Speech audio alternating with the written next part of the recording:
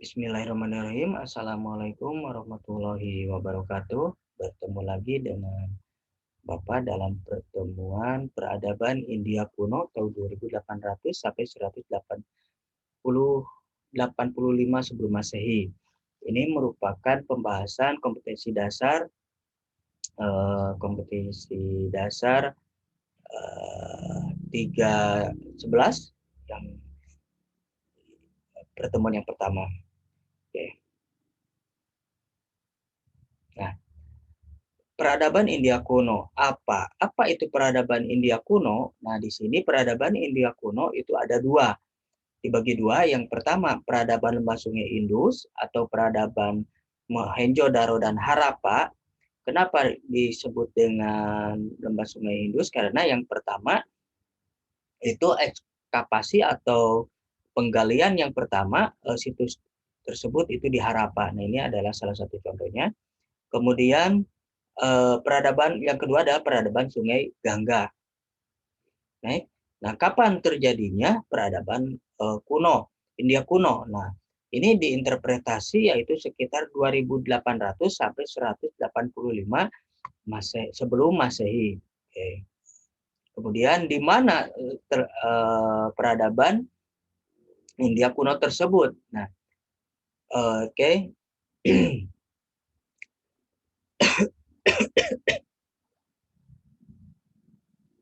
Nah, terletak di sepanjang Sungai Indus. Nah, yang ini terletak di sepanjang Sungai Indus. Kemudian yang kedua adalah di sepanjang Sungai Gangga. Nah, kalau yang di sepanjang Sungai Indus itu adalah, nah yang ini, nah Sungai Indus ini adalah peradaban Mohenjo-daro dan Harappa yang ada di sekitaran Pakistan sekarang. Kemudian nanti masuk bangsa Arya dan mereka mulai di lembah Sungai Gangga. Oke. Mengembangkan di lembah Sungai Gangga. Nah, siapa yang menemukan peninggalan-peninggalan dari peradaban Sungai Indus, India kuno tersebut? Yang pertama itu ada itu seorang jenderal yang ditunjuk di Inggris oleh Inggris untuk memimpin di India, yaitu ketika ketika Jenderal Cunningham ini itu pada saat itu mengepalai tentang pembangunan jalan kereta api dari Karachi menuju Punjab, yaitu sekitar abad 19. Kemudian arkeologinya itu diketuai oleh Sir Herbert Marshall. Oke. Itu yang menemukan. Kemudian siapa yang mendukung dari peradaban lembah Sungai Indus tersebut? Yaitu penduduk asli India, bangsa Dravida, yang termasuk ras Australoid. Nah, bangsa Dravida ini berciri fisik kulit hitam, rambut keriting, dan berhidung pesek. Kemudian bagaimana? Nah, nanti kita bahas mengenai bagaimana kondisi yang mempengaruhi peristiwa dalam perkembangan peradaban lembah Sungai Indus. Yang pertama itu bagaimana kondisi sosial politiknya. Nah, kondisi sosialnya dulu. Yang pertama itu adalah kondisi sosial perkembangan dari peradaban lembah India kuno, yaitu mereka menanam padi dan gandum. Hal ini dibuktikan dengan adanya lembah sungai yang biasanya di lembah sungai itu banyaknya jenis tanah aluvial. Kemudian yang kedua, pada tahun 2600 sebelum Masehi, jadi pusat kota besar itu dan menjadi pusat-pusat kota besar. Contoh Harappa, Ganeriwala, Mohenjo-daro yang berada di Pakistan sekarang. Kemudian ada Dolapira, Kalibangan, kemudian Rakigarki, Rupar, Lothal, dan ini yang ada di India sekarang. Kemudian bagaimana selanjutnya, yaitu tentang tata kotanya yang mulai rapi, bukan mulai lagi, sudah rapi, sanitasi apik, sistem tekniknya, sistem pengambilan air tanah dengan teknik hidrologis, yaitu di mana di sana sudah ada satu rumah satu sumur. Kemudian toiletnya itu sudah toilet siram, yaitu toilet flush toilet. Kemudian eh, sistem drainasenya sudah modern, drainase dalam kota. Jadi di sini planologinya sudah luar biasa. Nah, yang mungkin yang keempat itu pembuatan perencanaan kota atau planologi. Ini dengan arsitek yang maju seperti pusat galangan kapal, ada lumbung, ada gudang, ada panggung atau podium, ada waduk, dan ada dinding-dinding kota yang memisahkan antara wilayah administratif dengan wilayah kota. Kemudian yang kelima, di dekat lumbung ada sebuah bangunan publik yang berfungsi sebagai pemandian umum. Kolam ini diinterpretasi untuk kepentingan upacara, nah, untuk upacara keagamaan. Dan kemudian yang keenam, keinginan bangsa Arya. Nah, ini sudah mulai bangsa Arya masuk. Di mana bangsa Arya masuk, ini bangsa Arya ingin menjaga kemurnian bangsanya, maka diciptakanlah 4 sistem kasta, yaitu ada kasta Brahmana, Satria, Waisa, kemudian ada Sudra. Kemudian yang ketujuh, agak dari Hindu, kemudian perkembangan selanjutnya itu muncul Buddha. Oke.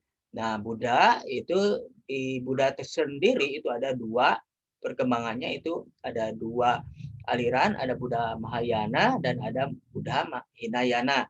Buddha Mahayana itu kendaraan besar, Buddha Hinayana itu kendaraan kecil. Di mana ini yang membedakannya adalah dalam hal pemurnian diri. Itu ada yang oleh diri sendiri dan ada oleh bisa dilakukan oleh orang lain. Nah, kemudian kitab suci-nya itu ada Tripitaka, itu yang berisi Winaya Pitaka, aturan cara hidup, Sutta Pitaka, kumpulan wejangan agama Buddha, kumpulan wejangan Buddha, kemudian Abhidharma Pitaka, itu penjelasan tentang persoalan keagamaan. Ini tiga yang dibahas dalam agama Buddha, kitab suci agama Buddha. Kemudian bagaimana? Nah, bagaimana ini kondisi politiknya atau pemerintahan? Nah, kondisi pemerintahan atau politik itu sebetulnya di sini ada dua interpretasi berdasarkan dari hasil ekskavasi. Yang pertama katanya itu adalah pemerintahannya satu, ya, di bawah satu pemerintahan. Apa buktinya? Yaitu buktinya itu adanya artefak beserta tata kota yang memperlihatkan dua wilayah, yaitu wilayah administratif dan wilayah kota, dan ini sama di Mohenjo-daro dan Harappa. Kemudian yang kedua, interpretasi kedua itu tidak ada penguasa sama sekali karena tidak ada bekas-bekas penjajahan, bekas-bekas peperangan, kemudian tidak ada bekas kerusakan-kerusakan. Jadi di sini mereka itu adalah sama dalam hal status sosial. Itu yang interpretasi kedua. Kemudian yang kedua, setelah Mohenjo-daro Harappa hancur, muncul kota-kota baru di lembah sungai Gangga. Nah, lembah sungai Gangga seperti Arga, Kosala, Magadha, dan Kedi. Nah, ini Mohenjo-daro Harappa hancur, itu ada dua interpretasi, nanti kita bahas ya. Nah, yaitu yang sekarang, yaitu kehancuran Mohenjo-daro itu ada dua hipotesis. Ya, ada dua hipotesis kesimpulan umum. Itu yang pertama itu akibat adanya pergeseran aliran sungai yang merusak lahan ditinggalkan penghuninya. Contoh di kampung kalian mungkin ada di pinggir-pinggir sungai, kemudian sungai tersebut menggerus wilayah di perkampungan sehingga pada meninggalkan meninggalkan wilayah wilayah tersebut. Mungkin kalau Bapak ngobrol itu ada di wilayah apa namanya di daerah Cibalong itu Bapak lupa, nanti kita bahas lagi pertemuan selanjutnya. Itu ditinggalkan sama penduduk-penduduknya. Kemudian yang keempat, bangsa Arya disebut dengan, oh ya, maaf, yang kedua itu adanya pendudukan oleh bangsa Arya. Ya, ada pendudukan oleh bangsa Arya di mana mereka bangsa Arya masuk melalui celah Khaybar atau Khaybar Pass. Kemudian yang keempat, bangsa Arya disebut dengan zaman Weda karena mereka membawa kitab suci Weda. Kemudian yang kelima, pada tahun 500 sebelum Masehi, perkembangan agama muncul agama Buddha dan ini lahir di Kekaisaran Maurya. Nah, kemudian pada zaman Buddha, Kekaisaran Maurya muncul itu dikarenakan Maurya itu menyerang menyerang gubernur Seleucus yang ditunjuk oleh Alexander Agung dari Makedonia di Punjab. Jadi mereka Chandragupta Maurya ini melakukan pemberontakan terhadap Makedonia. Dan yang kemudian setelah Makedonia kalah itu membangun kota yang dinamakan dengan Pataliputra. Nah, kemudian Kekaisaran Maurya diperluas lagi oleh cucunya yang bernama Asoka, yang mengalahkan Kalingga, sehingga meluas ke India bagian selatan, ke Pakistan, sebagian Pakistan, kemudian ke Afghanistan yang sekarang. Kemudian agama Buddha itu sampai di Sri Lanka, India Selatan. Kemudian yang ke-8, dinasti diganti Gupta, yaitu sekitar abad ke-4 Masehi. Nah, pada masa Chandragupta II ini, disinilah mengalami keemasan. Nah, sebetulnya di sini ada nanti yang akan terbagi menjadi dua kekaisaran. Oke. Kemudian bagaimana sistem kepercayaan atau religinya? Nah, ini kita lihat dari peta dulu. Nah, ini adalah peta migrasi Indo-Arya, di mana mereka dari Asia Tengah, ini mereka masuk melalui celah Khaybar. Ya. Kemudian kalau dari hipotesis yang kedua, dia menduduki lembah sungai Indus dan kemudian berkembang ke lembah sungai Gangga. Ya. Awal peradaban ini sudah ada unsur-unsur Hindu, yaitu dengan bukti ada stempel, arca dan lain-lain yang ada unsur binatang dan dewanya. Itu ya. Kemudian yang kedua, zaman Weda mengalami perkembangan pesat, yaitu setelah masuknya bangsa Arya itu pada zaman Weda. Perkembangan pesat dengan menyembah dewa-dewa dengan penguasa alam disebut Trimurti, yaitu Brahma, pencipta alam, Wisnu, pemelihara alam, dan Siwa, perusak alam. Kemudian kedatangan bangsa Arya mewarnai 4 zaman, yaitu zaman Weda, yaitu dengan membawa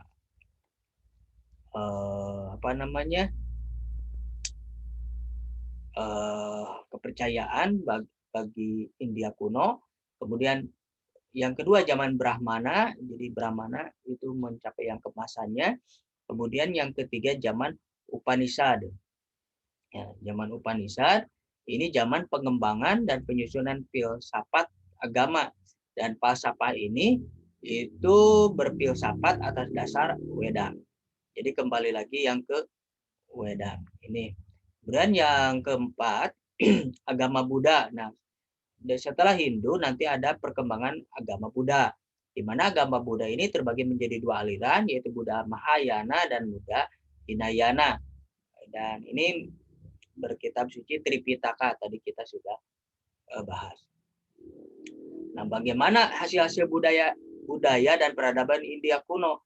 Dalam hal ini hasil budayanya yaitu teknologi. Ingat, budaya dari budi dan daya. budi akal, daya kemampuan. Nah, ini kemampuan akal dari bangsa India kuno pada saat itu atau Dravida itu sudah luar biasa. Jadi sudah modern. Nah, salah satunya adalah ada teknologi, yaitu sudah mengenal pengukuran jarak. Pengukuran jarak, nah ini jarak, itu pengukuran massa, ya massa, berat, dan waktu yang tepat serta akurat. Kemudian yang kedua, orang pertama mengembangkan sistem timbangan dan ukuran yang seragam. Ya, jadi timbangannya itu sudah seragam. Kemudian yang ketiga, mengembangkan teknologi metalurgi atau memproduksi tembaga. Jadi memproduksi logam. Ini sudah tekniknya sudah luar biasa. Nanti ditemukan dengan penemuan arca-arca. Kemudian yang keempat, terkenal membuat dak atau kapal, galangan kapal. Next. Nah, seni kerajinan. Nah, kerajinan di sini berarti sudah memiliki seni. Yang pertama stempel dan tembikar emas arca ya. Nah, ini. Kemudian sudah ada tarian-tarian dengan ditemukan arca perempuan menari yang seperti ini. Jadi sudah ada seni menari. Kemudian patung zebra dan sapi untuk keagamaan. Ini. Patung zebra dan sapi itu bertujuan untuk keagamaan. Nah, kemudian tulisan, bagaimana tulisannya? Nah, masa awal peradaban ditemukan cap pot dan material yang lain memiliki simbol khas dengan 400 sampai 600 simbol khas. Simbol khas dari peradaban India kuno. Kemudian pada masa Weda dan selanjutnya berkembang huruf Pallawa sampai ke Nusantara atau Indonesia sekarang yang memasuki sejarah pada abad ke-5. Jadi orang Indonesia sudah mampu menulis, membaca itu sekitar abad ke-5. Jadi mengenal tulisannya abad ke-5. Nah, ini adalah Khyber Pass atau celah Khyber, di mana mereka bangsa luar, contoh yang tadi adalah bangsa Arya itu untuk masuk ke India itu melalui sini. Oke, melalui sini mereka sampailah ke India. Ini adalah karena pada India itu di bagian utaranya itu dikelilingi oleh pegunungan, terutama pegunungan Himalaya. Nah, ini hasil budayanya. Dari kiri itu gambar pemandian umum. Nah, ini pemandian umum. Nanti ini ada tangganya masuk dan ini untuk ritual-ritual keagamaan, diinterpretasikan untuk ritual-ritual keagamaan. Kemudian tata kota ini ke tata kota Mohenjo-daro ini sudah cukup luar biasa, sangat rapi, drainasenya bagus dan lain sebagainya. Mungkin kalian itu kalau tidak rapi dan sebagainya itu tidak sungguh memalukan ya. Di mana jauh 2800 sebelum Masehi ini sudah rapi. Kalau kita masih amburadul dalam hal pemerintahannya berarti itu sudah adanya kemunduran dari sejarah. Nah, ini merupakan patung pendeta yang berjanggut dan ini sudah berikat kepala. Dan ini adalah stempel kuno yang digunakan oleh bangsa Dravida dalam peradaban Sungai Indus. Nah, ini adalah drainase Mohenjo-daro, ya, drainase. Oke. Jadi airnya mengalir ke selokan. Kemudian nanti selokannya itu juga tertutup dari dari rumah-rumah. Nah, ini peta peradaban awal bangsa India. Oke, nah ini Mohenjo-daro di sini, kemudian Harappa di sini. Dan ini sangat jauh dan ini di lembah Sungai Indus. Kemudian situs yang kedua itu adalah di lembah Sungai Gangga, River Gangga. Oke. Nah, ini kamar mandi besar yang tadi sudah dijelaskan. Sebagian arsitektur kota yang seperti ini, sistem drainase, kemudian sebagai tembok di jalan, di tepi jalan. Jadi ini sudah bertembok di bagian-bagian jalannya. Kemudian nah ini adalah saluran air dari kalau kita tahu sekarang itu dari WC, kamar mandi itu dialirkan ke sini dan ini sangat tertutup. Jadi ada gorong-gorongnya semacam itu. Nah, ini 2800 sebelum Masehi. Nah, kalau kita masih nggak seperti gini ya di kita. Kemudian kita masih ada kebanjiran dan sebagainya karena ada mampet dan sebagainya. Kita kalah dengan Mohenjo-daro Harappa. Kemudian pembuangan kadang dari rumah langsung dibuang ke selokan gitu. Bapak sudah jalan-jalan ke pemukiman yang padat, dari rumahnya itu kamar mandi itu langsung dikeselokan. Waduh, itu nanti akan menimbulkan berbagai penyakit. Nah, kemudian ini kepercayaan bangsa Dravida asli ya. Jadi ada dewa atau dewi ya, dewi ibu, dewi alam. Nah, di setiap desa dewi alam dianggap sebagai pelindung dan dikenal dengan berbagai nama.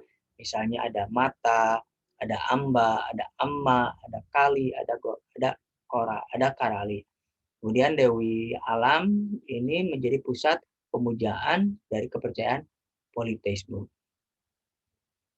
Nah, oke. Nah, ini yang tadi pendeta, kemudian yang ini ada ditemukan arca ini berbentuk torso ya, sebagian kepalanya hilang. Itulah bagian dari perkembangan peradaban India kuno. Makanya di sini peradaban, adab. Nah, adab itu kata sifat nanti akan dijadikan kata kerja beradab dan jadi kata benda itu peradaban. Nanti harapkan kita menggali informasi dari peradaban India kuno sehingga menginspirasi untuk lebih teratur, kemudian rapi, planologi yang sehat dan sebagainya. Makanya di sini orang-orang planologi itu diharapkan yang lebih idealis dalam membangun tata letak kota. Jangan sampai ketika tata letak kota salah, maka terjadilah semacam bencana banjir dan lain sebagainya. Dan itu sangat mendolimi bagi semua orang. Ya. Mungkin itu dari Bapak, pembahasan Bapak. Terima kasih atas perhatiannya. Wabillahi taufiq wal hidayah. Wassalamualaikum warahmatullahi wabarakatuh.